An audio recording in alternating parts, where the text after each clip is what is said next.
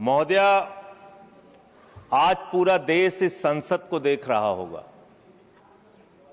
पूरे देश की सीमाओं पर 15,000 किलोमीटर भारत की सीमा को सुरक्षा करने वाले हमारे जवान, हमारे अधिकारी आज हमारी इस डिबेट को सुन रहे होंगे और वो देख रहे होंगे कि किस तरह से मोदी जी की सरकार उन जवानों के साथ, उन अधिकारियों के साथ जो अपने प्राणों की आहुति देकर देश की रक्षा करते हैं, उनके साथ अन्याय करने जा रही है, घोर पाप करने जा रही है। इसलिए महोदया, मैं इस बिल के विरोध में अपनी बात कहने के लिए खड़ा हुआ हूं।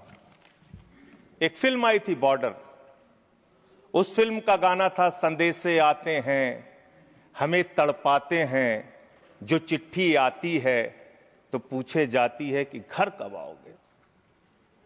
हम तो पार्लियामेंट का सेशन खत्म होता है घर जाते हैं, लेकिन हमारे वो जवान जो सीमाओं की रक्षा करते हैं वो घर नहीं जा पाते। दिवाली हो, होली हो, तमाम त्योहार हो, शादी हो, ब्याह हो, चाहते हुए भी अपने घर नहीं जा पाते। महोदया, देश की 15,000 किलोमीटर की सीमा की सुरक्षा ये सीएपीएफ के जवान और अधिकारी करते हैं। और मैं बड़ी विनम्रता पूर्वक आपके माध्यम से सरकार से पूछना चाहता हूं, क्या उनकी मौत को आप शहीद का दर्जा भी देने को तैयार नहीं है? शर्म नहीं आती आपको? आप हमारे जवान जो शहीद होते हैं सीएपीएफ के, बीएसएफ के, एसएसबी के, सीआईएसएफ के, सीआरपीएफ के, आईटीबीपी के, उनको शहीद का दर्जा भी नहीं देते। सीआरपीएफ के 40 जवान पुलवामा में शहीद हुए, उनके नाम पर घूम घूम कर पूरे देश में प्रधानमंत्री ने वोट तो मांगा, लेकिन उनको शहीद का दर्जा नहीं दिया। कितना बड़ा गुनाह आप उनके साथ कर रहे हैं। महोदया, मैं आपको बताना चाहता हूं कि पिछले 50 वर्षों में एक दो नहीं, तमाम कमेटियों ने सीएपीएफ के अधिकारियों के पक्ष में रिपोर्ट दिया, रिकमेंडेशंस दिया, सरकार से अनुरोध किया कि उनको उनका अधिकार मिलना चाहिए। और यह अधिकार क्या है महोदया? 2025 मई का सुप्रीम कोर्ट का निर्णय है जो कहता है cadre review with in 6 months, slowly reduce the deputation of IPS officers with in 2 years। ये सर्वोच्च न्यायालय का निर्णय है, कोई हमारे घर से निकला हुआ निर्णय नहीं मान्यवर। और ये सर्वोच्च न्यायालय का निर्णय है महोदया, ये लोग बदल रहे हैं, ये पूरा देश आज देख रहा है इनको। इसके पीछे कारण क्या है? वो कहते हैं कि पे लेवल 10 पे गजेटेड ऑफिसर्स के रूप में आईपीएस भी भरते हैं, यूपीएससी का एग्जाम पास करते हैं, और जो सीएपीएफ के अधिकारी हैं वो भी पास करते हैं। इसके आधार पर निर्णय आया। और 6 जो अलग अलग कमेटियों की रिपोर्ट आई, 1970 में एलपी सिंह जो सेक्रेटरी एमएचए थे, उन्होंने कहा finding avenues of promotion for officers of the IPS can not be the overriding objective. It would be very harmful to the moral of the force if in or anxiety to put IPS officers as commandants, we were to deny promotion to experienced officers who have worked hard and proved themselves। फिर दूसरी report आई 66 से 77 में KF Rustam जी की first director general BSF. तीसरी report आई V G तानेतकर की 1966 में। फिर चौथी रिपोर्ट आई 2008 में आईएमएम अहमदाबाद की। फिर 5वीं रिपोर्ट आई 2015 में 7th पे कमीशन की। और 2 महत्वपूर्ण रिपोर्ट आई, मुझे लगता है चिदम्बरम साहब यहां नहीं बैठे होंगे, एक चिदम्बरम साहब की कमेटी की रिपोर्ट आई और एक एस्टीमेट कमेटी को चेयर कर रहे थे आपके आदरणीय पुरोधा भारतीय जनता पार्टी के पूर्व अध्यक्ष मुरली मनोहर जोशी जी। उनकी रिपोर्ट थी कि सीएपीएफ के अधिकारियों को प्रमोशन का वैसा ही मौका मिलना चाहिए जैसा कि आईपीएस अधिकारियों को मिलता है। ये मुरली मनोहर जोशी और पी चिदम्बरम जी की रिपोर्ट है। वो गृह मंत्री रह चुके हैं भारत सरकार के। इसके अलावा अब मैं इनकी शहादत के बारे में बताना चाहता हूं। उनकी संख्या जवानों की और अधिकारियों की 11 लाख है। CRPF 3,13,678, BSF 2,92,000, CISF 1,60,000, ITBP 89,000, SSB 97,000। ये इनकी संख्या है पूरे देश में। महोदया, इनकी शहादत जो हुई है आपको जानना चाहिए, पूरे देश को जानना चाहिए कितनी बड़ी शहादत है इनकी।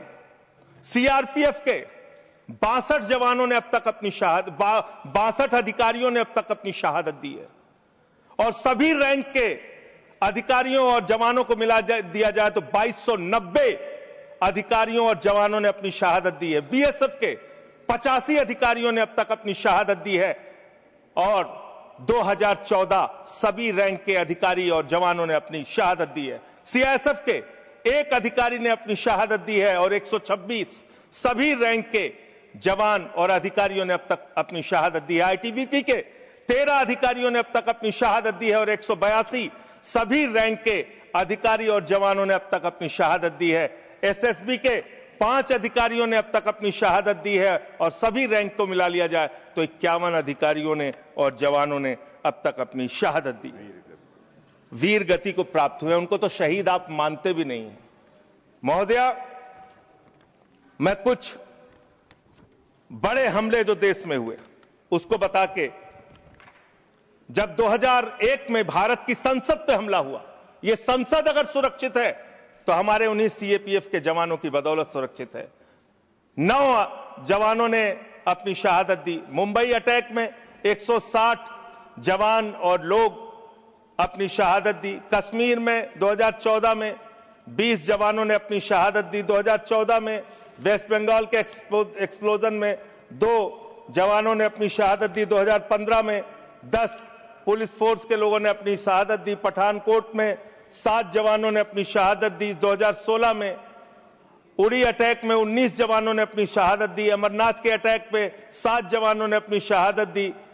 सुकमा अटैक में 9 सीआरपीएफ के जवानों ने अपनी शहादत दी, और 2019 में 40 सीआरपीएफ के जवानों ने अपनी शहादत दी। पूरे देश में उनके नाम पे आपने वोट मांगा, लेकिन उनको शहीद का दर्जा आज तक नहीं दिया। महोदया, कब से इनका मामला चल रहा है और कितना खेल आपने किया इनके साथ? आप देखिए, 2010 में सीआरपीएफ के एक असिस्टेंट कमांडेंट की भर्ती होती है, 15 साल में कोई प्रमोशन नहीं। बीएसएफ के एक जवान की असिस्टेंट कमांडेंट की भर्ती होती है, 13 साल में कोई प्रमोशन नहीं। और एक आईपीएस अधिकारी की 2012 में भर्ती होती है, 13 साल में 4 प्रमोशन उसको मिलते हैं। हम आईपीएस के प्रमोशन के खिलाफ नहीं है, लेकिन सीएपीएफ के अधिकारियों को प्रमोशन क्यों नहीं, ये तो कम से कम आपको बताना पड़ेगा। इसी प्रकार से डिप्टी कमांडेंट पे 18 साल में 1 प्रमोशन बीएसएफ सीआरपीएफ को, और 20 साल में 1 प्रमोशन बीएसएफ को, और आईपीएस अधिकारी को आईजी रैंक पे 19 साल में 5 प्रमोशन मिलकर आईजी वो बन जाते हैं। इसी प्रकार से 2003 में सेकंड इन कमांडेंट पे पहुंचता है एक सीआरपीएफ का अधिकारी, और बीएसएफ 1997 में सेकंड इन कमांडेंट बनते हैं। 1997 बैच के अधिकारी और एडिशनल डायरेक्टर जनरल 1998 का आईपीएस बन जाता है। अब इनकी दशा क्या है मान्यवर? जो आपने इनके साथ किया, कैसे कैसे किया, यही अंतिम बात कह के अपनी बात समाप्त करूंगा। कब से ये लोग कानूनी लड़ाई लड़ रहे हैं? 2012 में इन्होंने हाई कोर्ट दिल्ली में एक रिट पिटीशन दाखिल किया। फिर 2015 में इनको दिल्ली हाई कोर्ट से इनके पक्ष में आदेश आया। 16 में फिर आप इनके खिलाफ चले गए। फिर फरवरी में सुप्रीम कोर्ट ने आपके आदेश, आपकी एसएलपी को रिजेक्ट किया। फिर 2 अप्रैल 2019 में फिर इनके पक्ष में आदेश आया। फिर 3 जुलाई 2019 को, सबसे महत्वपूर्ण यह है महोदया, 3 जुलाई 2019 को मेरे ख्याल से 2 कैबिनेट मंत्री तो हैं, वो जरूर रहे होंगे उस कैबिनेट में, कैबिनेट ने पास किया महोदया, इसी सरकार के कैबिनेट में क्या लिखा है इसमें? This would result in grant of NFFU to eligible Group A executive cadre officers of CAPF. The decision would also benefit Group A executive cadre officers of CAPF for availing the benefit of NFSG at an enhanced rate of 30% as per guidelines.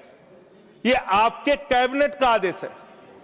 Cabinet का आदेश आप खुद ही पलट रहे हैं। जो 2019 जुलाई में आपने इन अधिकारियों के पक्ष में एक निर्णय लिया, उसको आप खुद से पलट रहे हैं।